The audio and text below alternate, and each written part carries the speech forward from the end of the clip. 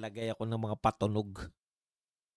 Okay, start na po tayo mga kapatid. Magandang araw sa atin lahat mga kababayan, saan man panig kayo ng daigdig naroon. Dito na naman tayo sa another episode ng ating vlogs. Padong Aratilis po, pag-uusapan natin ngayon, ito po, no, lakas CMD. Irereklamo si Kiko Pangilinan. At dahil po sa kanyang isip bata na ugali, iyan. Pag-uusapan din po na irereklamo po sa ano na nga committee yun na pinagrereklamuhan dahil sa mga masasamang ugali. Nakalimutan ko. Ethics. Ethics Committee. Yan. Pag-uusapan din po natin na bakit dinalaw ng US Embassy ang ICI. DOJ tinangging mag-state witness si Martin. Yan po mga pag-uusapan natin, pero bago yan, kung bago ka pa lang dito sa ating channel, mag-subscribe ka na. Dahil ito lang ang tanging channel na may kinikilingan, may pinapanigan, una sa balita, huli sa impormasyon, kaya ano pang hinihintay nyo? Pindot na, okay.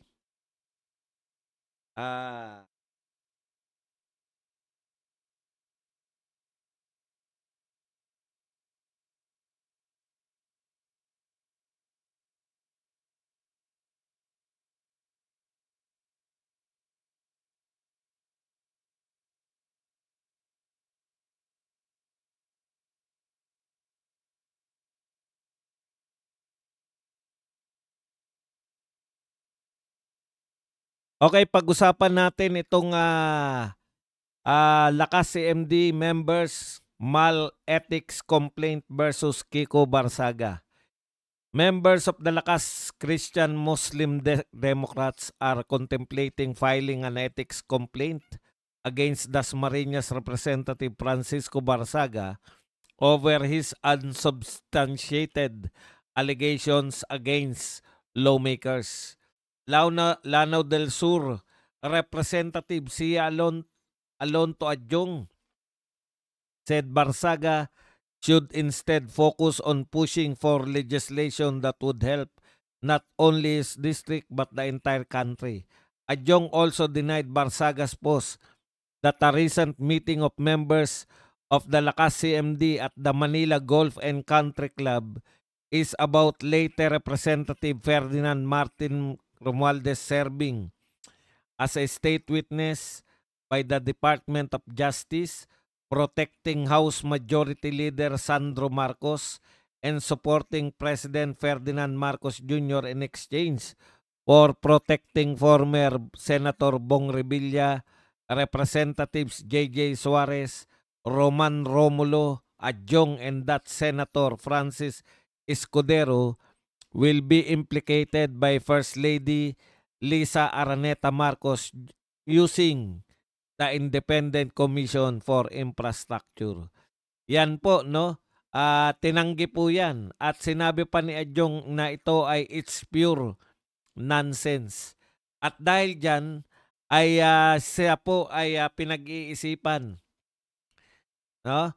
Pinag-iisipan po ng Lakas CMD na ireklamo itong si pangalawang reklamo na po to sa Ethics Committee kung matutuloy nito ni Kiko Barsaga. Alam po ninyo, ito po yung mga taong hindi sanay na sa democratic ways of living, no? Ito pong mga tauhan po ni Martin ay sanay na sanay po na oo lang ng oo. Kaya nagugulat po sila dito po sa batang-batang congressman na nagngangalang Kiko Barsaga, nagugulat po sila bakit kontra ng kontra. Alam po ninyo, ganyan po ang demokrasya. Hindi lang kayo sanay dyan sa House of Representatives dahil nasanay po kayo bilang congressman, sunod lang kayo ng sunod. Ngayon pong merong nagpapakita, nakakahiya naman po sa mga nakakatanda. Tawag nga dyan kay Adjong Young Guns kasama yata yan sa Young Guns kasi laging mga may presko niyang mga Young Guns, eh.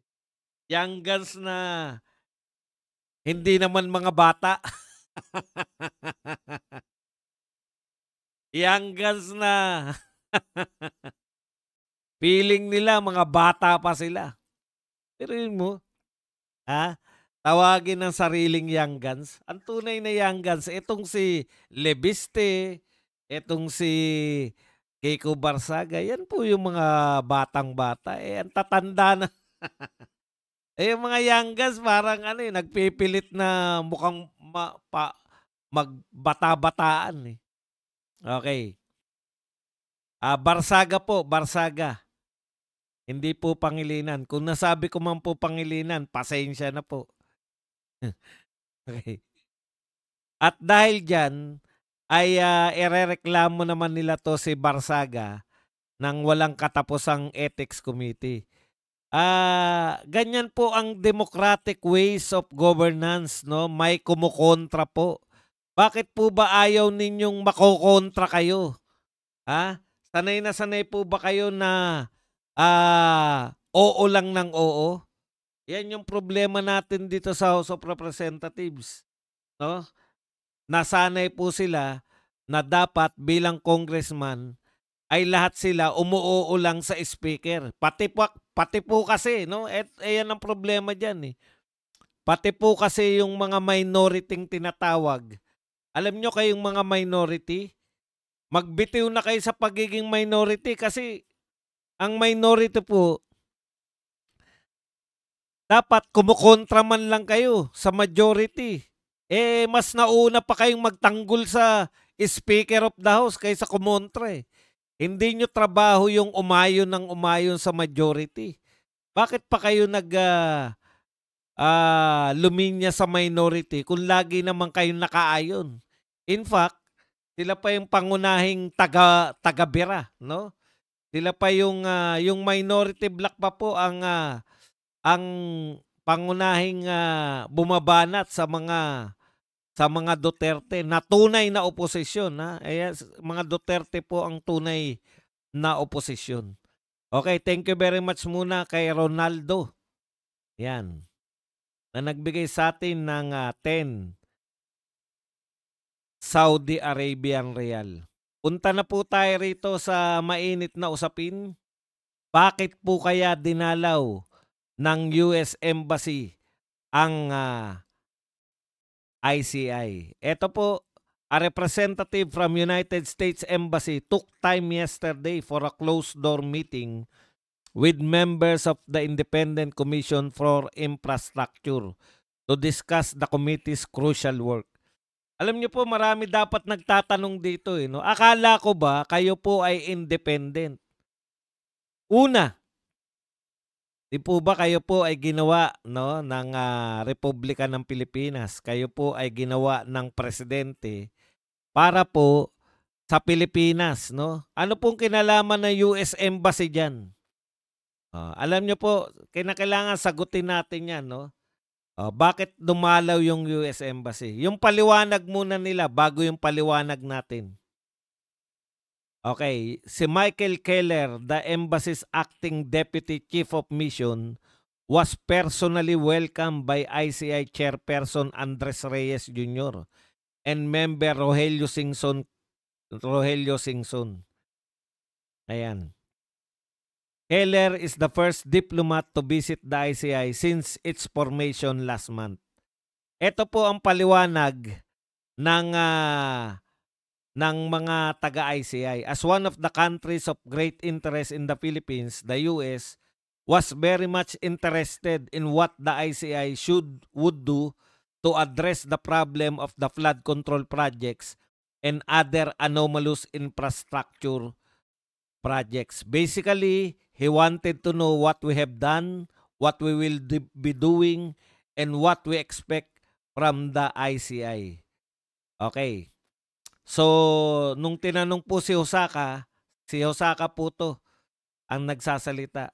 Nung tinanong po si Hosaka kung nag-offer ba ng assistance ang US Embassy. Diyos ko na. Independent nga eh. Independent. Ha? Bakit kinakailangan yung tanongin? Tangengot talaga itong mga press na to eh. Independent nga, di ba? Bakit kinakailangan yung tanungin kung magbibigay ng assistance yung US Embassy? Pag nagbigay po ng assistance yung US Embassy, hindi na po independent yan. Okay. So, yan po yung sinabing opisyal, no? Interesado yung US kasi nga, 'di ba? Meron daw silang pinangangalagang interest dito. Dahil alam naman natin marami pong mga negosyo dito sa Pilipinas. Pero sa akin pong palagay,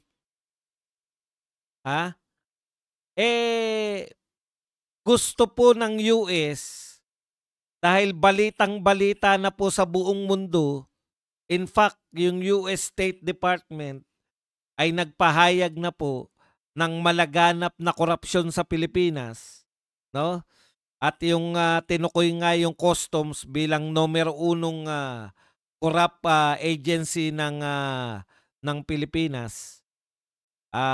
Malawak, ganun din po. Sinabi rin po ng isang survey ng Pulse Asia na 97% halos lahat ng Pilipino, no? Halos lahat po ng Pilipino ay naniniwala na malaganap ang korupsyon. Ngayon, bakit po parang nakikialam na yung US? Bakit po parang kumbaga interesado sila na malaman kung ano yung ginagawa ng ICI? Kasi po, create yung Independent Commission for Infrastructure para po malutas itong sinasabi. Yun ang sabi nila, makatulong sa paglutas nitong sinasabing malawakang korupsyon na to. Pero so far, matapos po ang napakabagal na pag-iimbestiga, ay wala pa rin pong napapakulong. Buhat po nung sinabi ni Pangulong Marcos, yung mahiya naman kayo, yung habulin yung mga corrupt officials, wala pa rin po ni isang corrupt officials. Wala pa rin po ni isang corrupt ang nakukulong, ang nananagot. Wala pa rin po ni 5 ang nababawi. So sa napakatagal na ito, ay nakikita natin na yung ICI isa pang pangpatagal, no? Isa pa po to sa nagpapatagal ng pagbibigay ng hustisya laban sa mga magnanakaw sa gobyerno. Isa pong pandidelay pa ito. Okay, bakit po concern ng United States? Thank you very much muna dito kay Margie Sablan, Pangkafe from San Diego. Maraming salamat sa iyo, Margie Sablan. Okay. Bakit po sila may pakialam? Tandaan nyo po, ang United States of America, may pakialam po yan sa buong mundo dahil siya po ay yung pinalalabas niya po na siya po yung pangunahing tagapagtanggol ng demokrasya, di ba? Siya po ang pangunahing anong tawag doon? Pinakamalinis na bansa. Gusto niya ng kaayusan sa buong mundo. World order. At isa pa po, ayaw niya man at sa hindi, pwersado po siya na gawing na ipagpatuloy yung alyansa sa Pilipinas dahil yung alyansa po ay yung Pilipinas po ang very willing magpakatuta sa United States laban sa China. Ibig sabihin po, nagpo-project po yung US na siya po ang tagapagtanggol ng matutuwid. At pinalalabas niya po, battle po ito ng propaganda eh. Sa pagitan po, may bago na pong kalaban yung US, hindi na po yung Russia eh. China na po eh. Sa pagitan po ng China at ng United States of America, lahat po ng uri ng labanan, no? Pakalakasan ng armas, paimpluwensyahan na yung impluwensya nila sa mga bansa. Lahat po yan. At ang pinakamatindi nilang labanan, yung labanan nila ng China sa propaganda. Okay.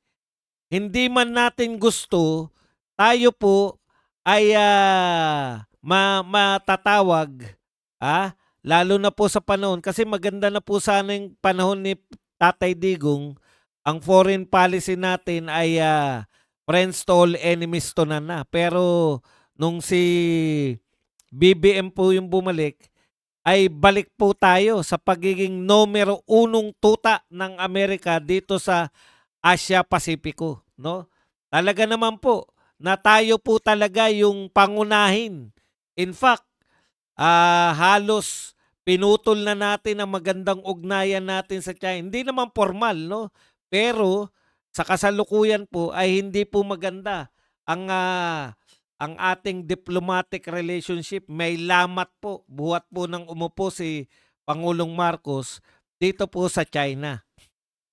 Okay. Lahat po ng uri ng battle, meron po silang paligsahan ng China. In terms of economics, nakita nyo naman yung economic war nila, yung tinatawag ni Donald Trump na yung tariff war, 'di ba? Pinakamalaki pong tariff na sinasampa niya laban po sa China. At kasama po, no, ito pong propaganda war against China. So talagang ngayon, anong papel dyan ng Pilipinas, Badong? Ang dami mo nang sinabi na sa pagitan pala ng China at ng US yung sinasabi mo. Thank you very much. Halikpet talaga ang BBM government sa mga nadidiktahan na naman tayo. Maganda na, Shinhari, thank you very much sa $5.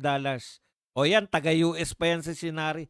Wala naman pong problema makipagkaibigan po sa US. Ako po, hindi po ako sang-ayon na talo tayo sa US. In fact, si Tatay Digong, kaibigan naman natin eh. Kaya lang, dapat kaibiganin natin din ang lahat. Diba? Huwag tayong yung kumatig dito po sa pagitan ng China at saka ng US sa kanila pong labanan, economically, politically, pati po sa propaganda, kamping-kampi po tayo sa US eh. O, di po ba? Pwede naman tayong maging neutral. Pwede naman nating sabihin sa US, teka muna, US, kaibigan rin namin yung China eh. Diba? Pero may maganda na solusyon dyan si BP Sara. Yung mga problema sa West Philippine Sea, iwan yan sa West Philippine Sea. Pero yung Pilipinas at saka China, dapat diplomatic yung pakikipagrelasyon. Hindi po mga militar yung nakikipag-ugnayan sa China, kundi yung ating pong mga foreign affairs, yung ating pong mga diplomats. Kaya nga sila diplomats eh, para diplomatic ang relationship. Dito po, lahat po ng relasyon natin, tinodo natin sa West Philippine Sea. Tayo lang po ang tanging bansa na wala naman na very visible na conflict pagdating po sa teritoryo sa China. Pero halos gibain natin lahat ng diplomatic relationship natin sa China dahil dyan sa mga katubigan dyan sa West Philippine Sea ang tawag natin. Dati ang tawag, pero pag si BBM ang nagsalita sa international community, ang sinasabi niya rin, South China Sea. Yung mismong presidente nga natin, South China Sea ang tawag niyan eh. Kasi hindi naman po kilala West Philippine Sea internationally. Baka malito pa si Donald Trump pag sinabing, what Philippine Sea are you talking about? Di ba? Pero pag sinabing South China Sea, alam po na yun yung lugar na yun. Okay. Yung dispute territory, yung territorial dispute natin, dapat ipagtanggol natin yung teritoryo natin sa West Philippine Sea. Kung binomba tayo ng, eto ang problema eh, pinagtatanggol natin sa Tokyo. Actually, wala tayong pinagtatanggol eh. Yung ibang bansa, paano nila pinagtatanggol? Pag sila po ay binobombet ng water cannon, binobombet din nila. Indonesia, tinitira rin nila ng water cannon. Hinahabol din nila yung mga Coast Guard ng China. Sa atin, hindi na nga natin ginagawa yun. Panay-paawa lang tayo. Ilang beses na tayong binobomba ng water cannon. Gumanti ba tayo? Hindi tayo gumaganti, di ba? Oh. Pero, pati economic ties natin sa China, pinuputol natin. Yung Indonesia at Vietnam, gumaganti yan. Nakikipagbombeta ng tubig yan sa China. Pero, tuloy-tuloy ang kanilang economic diplomacy. Yung economic relation nila. Pwede ba yun, Badong? Makipagbombetan ka ng tubig? Pwede naman, tubig lang yan eh. Ipagtanggol mo yung teritoryo mo dahil teritoryo mo yan. Habulin mo rin yung mga yung mga Chinese Coast Guard. Bombitin mo rin ng tubig.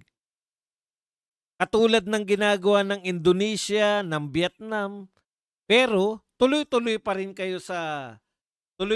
rin sila sa economic ties nila with China. Tayong hindi nakikipagbombeta ng tubig, nagmamakaawa tayo sa buong mundo. Eto, binobomba na naman kami ng tubig. Kawawang-kawawa naman kami. Tayo pa yung nagputol ng economic ties natin.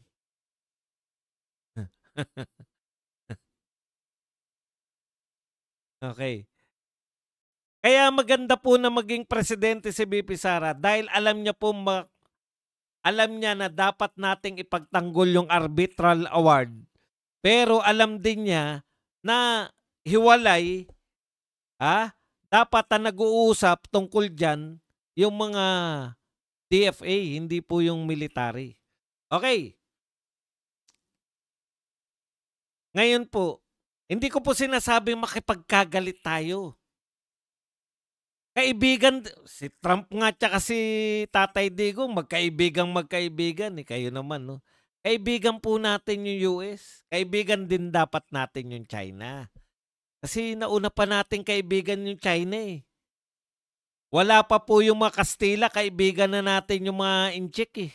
Narito na sila. In fact, ang mga pinakamayayaman dito, may mga dugong Inchik eh. Galit na galit kayo sa mga Inchik. Palayasin nyo nga sila Henry C. Yung mga anak ni Henry C. Palayasin nyo nga si Gokong Wei. Palayasin nyo nga si Ramon Ang. Lahat ng mayayaman na yan, may dugong Inchik yan eh. Okay, sa madaling salita mga kapatid, mayroon talagang bond between Pilipinas at saka US. Ngayon, lalo na ngayon sa panahon ni BBM, pinapakita po sa buong mundo na kaalyado tayo na US pagdating po rito sa tayo yung kumbaga first liner. US. Tanong lang, baka yung iniisip nyo yung mga Pilipino nung panahon ng Korean War, yung Pilipino nung panahon ng World War II, na very willing na ipagtanggol kayo. In fact, yung World War II po, laban na US yan, laban sa Japan eh. Inako natin. Korean War, imagine niyo, nakilahok tayo, wala sa Pilipinas, lumusob tayo sa Korea, para ipagtanggol yung mga Amerikano. Baka iniisip nila, ganun pa rin ang pananaw ng mga Pilipino. Ang point ko lang, bakit nakikialam ang US Embassy sa ICI? Natural, kaalyado nila tayo eh. Diba? At lantad na lantad yung pagiging kaalyado ng Pilipinas. Di matatalo sila sa propaganda war laban sa China kung makikita ng buong mundo, ano ba naman tong US na to? Akala ko ba anti-corruption yan?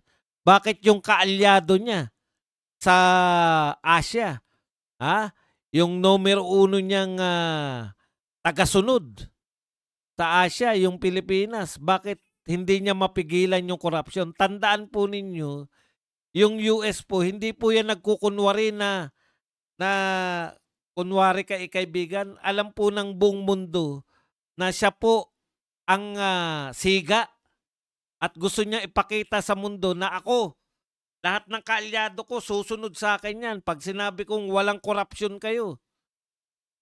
O yun po yun eh. Anti-corruption si Donald Trump eh. Anti-drugs din. O. Kaya didiinan kayo. Ibig sabihin, pag pinanatili, pag walang ginawa ang US at patuloy lang yung mga corrupt officials natin, lalabas na kahihiya yung United States of America. Dahil yung numero 1 nilang kaalyado ay napaka-corrupt na bansa.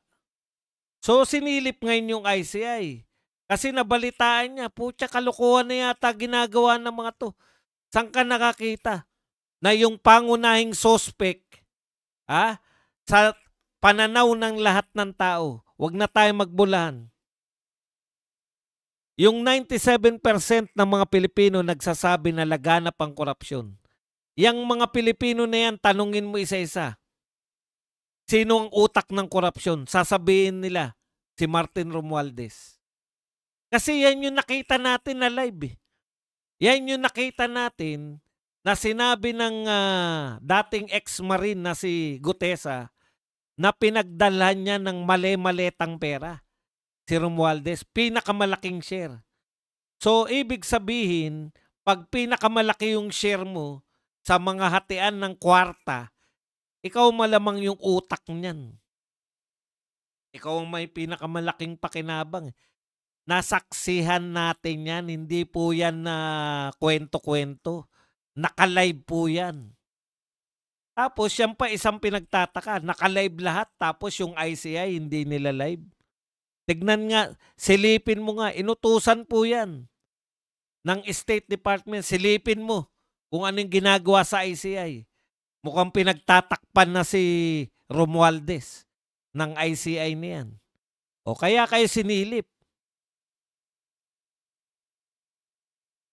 Hindi po gusto lang makialam. Dati na po tayong pinakikialaman niya. Bago po ba yan? Hindi po. Eto po this time, dati po palihim. Yung pakikialam niya na mga yan, uutusan niya, eto dinirekta na eh. Pinuntahan ni ICI eh.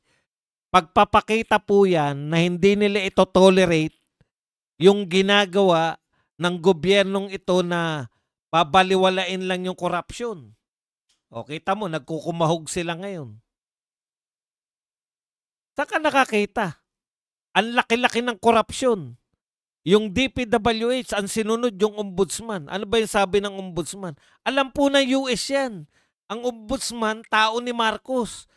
Si Martin Romualdez na napabalitang may pinakamalaking porsyento ay pinsan ni Marcos.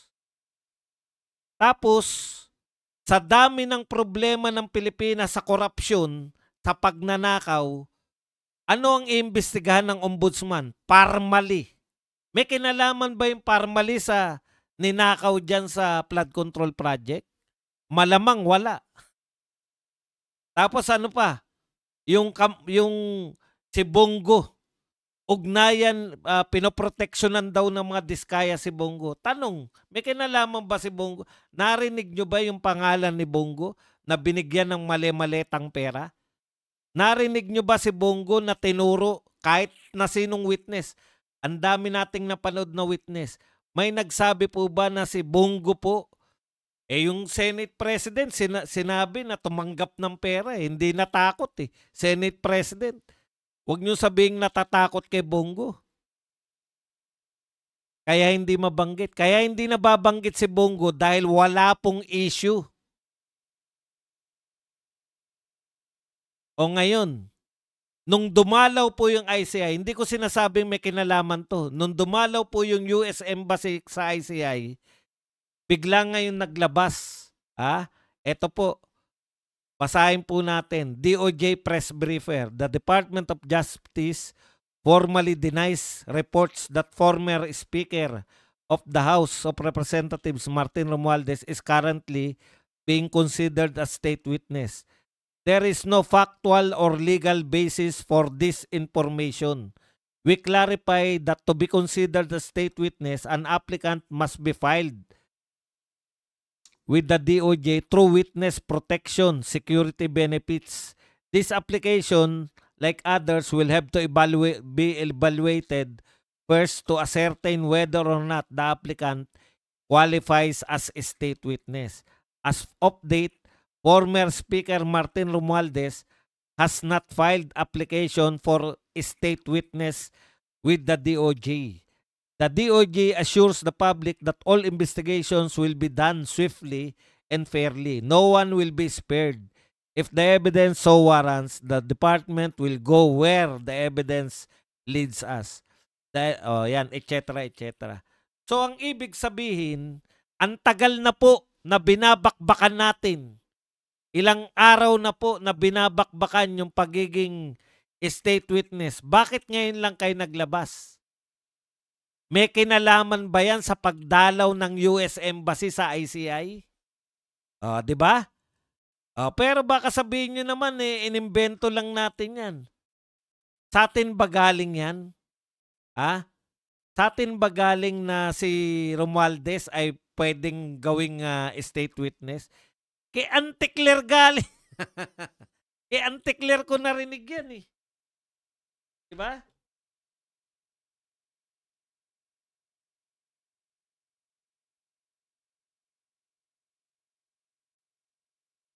Eto po balita po to, si Claire po nagpapakalat niyan. Una ko nakita yan sa Philippine Star. Hinahanap ko yung Philippine Star na binalita yan ni Claire Castro na maaari daw Martin Romualdez as state witness. Use si Claire Castro, the decision on whether Martin Romualdez can become a state witness is up to DOJ.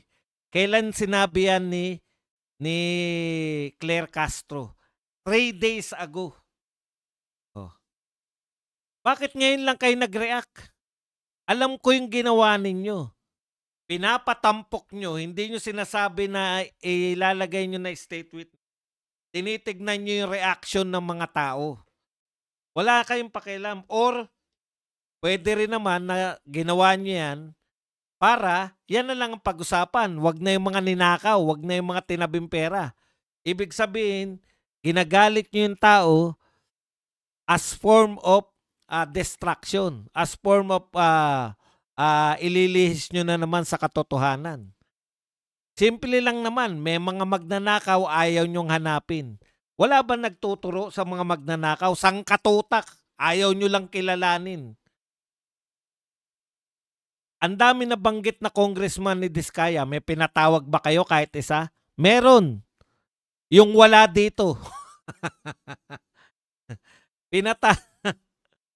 Pinatawag nyo yung wala dito. Nasaan? Naroon sa kung saang lupalop na bansa.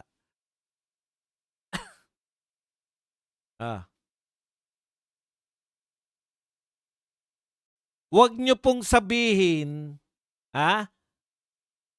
huwag nyo pong sabihin na walang kinalaman dyan ang pagdalaw ng US Embassy. Kaya si Martin, nako, mahirapan ka ng iligtas ng pinsan mo. Mamimili yung pinsan mo. Marami na tayong karanasan. May karanasan na po tayo dyan sa US Embassy. Sa karanasan din ng tatay ni BBM. Na pag binitawan ka na ng US, marami po, eto sabihin na natin, marami po dyan sa military natin nakasalalay po sa US, mga utak US po yung mga yan. No? Marami po dyan, sampalataya sa US. Kaya yung kinakailangan ni Marcos dito, magtimbang-timbang siya. Kasi yung US papayag na yung kaalyado niya ay punong-puno ng corruption. Di pagtatawanan lang siya ng kalaban niya sa propaganda. propaganda war, economic war, arms race, yan po ang nangyayari sa US at China. Ang dali siyang batuhin ng China na yung kaalyado niyang bansa dito ay pinamumunuan o hindi mapigil o punong-puno ng korupsyon ang bansang Pilipinas. Oh, papayag ba ang US na yung kaalyado niya, lahat ng pinakikialaman niya yung mga corrupt officials? Oh, hindi yung mga lantad na corrupt officials, ginagawa yan ng US na sa iba't ibang bansa. Ito po ay lihim na lantad na lihim to. Na may papel ang US sa mga kudita dyan sa mga bansa na corrupt masyado yung opisyales. Para mapanatili ng US yung imahe niya na siya ay tagapagtanggol ng demokrasya. Tagapagtanggol ng mga matutuwid na tao.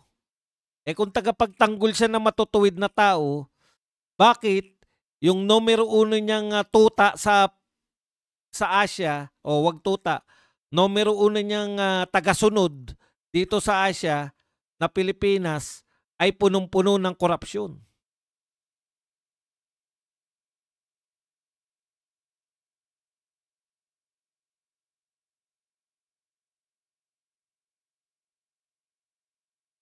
Kaya yan, bibitawan ba ni BBM ang kanyang pinsan?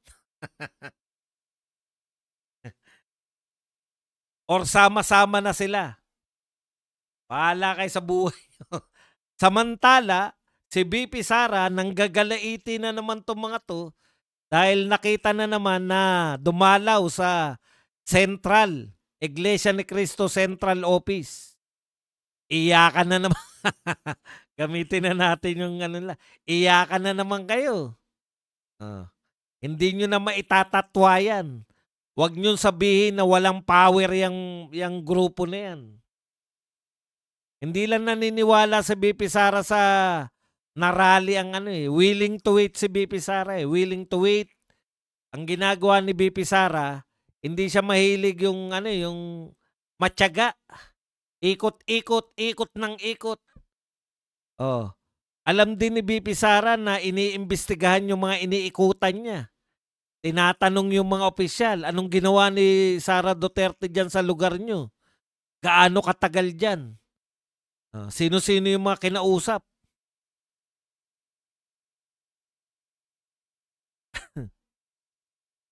Threaten din sila maganda rin yung ginagawa ni BP Sara, hinahayaan niya lang magpahayag. Hindi siya nakikialam kasi marami po nagtatanong bakit hindi natin nakikita sa rally si BP Sara? Iba po yung diskarte ni BP Sara Hindi niya po kinukundina yung pagrarally, okay yan. Sabi niya nga, yan po ay pamamahayag. Yan po ay ginagarantihan. Yung pamamahayag na yan ay ginagarantihan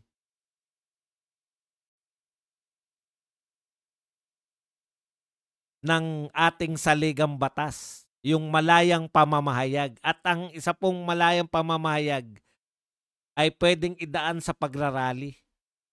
Pero habang nagrarally po, si BP Sara ikot ng ikot sa buong Pilipinas, forming alliances with local leaders.